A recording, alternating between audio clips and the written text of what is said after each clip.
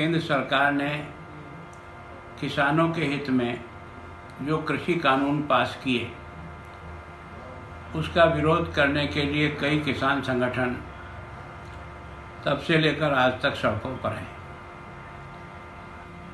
और वो 26 मई के दिन काला दिवस मनाने की घोषणा कर चुके हैं। उसके साथ ही देश की वो राजनीतिक पार्टियां जिन्होंने वर्षों तक देश पर राज किया, कई राज्यों में जिनकी सरकारें रही, वो भी उसका समर्थन करने की घोषणा की है।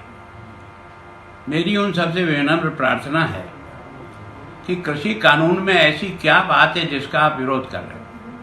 आपका विरोध का आधार तो ये था कि मंडियां समाप्त हो जाएगी, वो मंडियां अभी तक तो समाप्त हुई नहीं।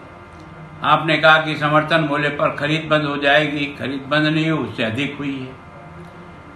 आप लोगों ने विभिन्न प्रकार की बातों का भ्रम फैलाया है।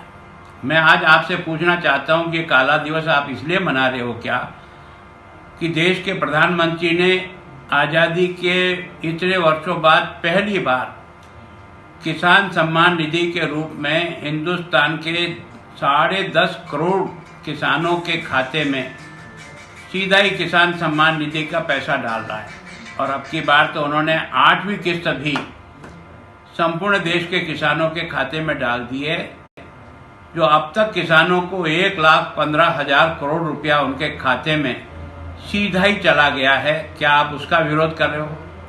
क्या आप इस बात का काला दिवस मना रहे हो कि देश के प्रधानमंत्री ने डीएपी जो खाद सबसे पहला और आवश्यकता है किसान के लिए, पहले एक कट्टे पर 500 रुपया कट्टे की सब्सिडी मिलती थी, अब की बार प्रधानमंत्री जी ने 1200 रुपया प्रति कट्टे प्रति बोरी पर जो सब्सिडी दी है वो लगभग 14,000 करोड़ के आसपास है।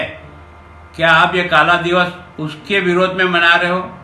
मैं सोचना चाहता हूं कि देश की जनता को भी इस प्रकार का केवल कानून का सहारा लेकर के देश के प्रधानमंत्री का विरोध करना जिन्होंने ठान ही लिया है, अब उनको देश की जनता ही उनको ये सबक सिखाए कि वास्तव में आप किसान का भला करना चाहते हो या किसान को बरगला करके किसान को एक तरह से आप जो कष्ट भुगत रहा है उसको और भुगतने के लिए मजबूर करना चाहते हो।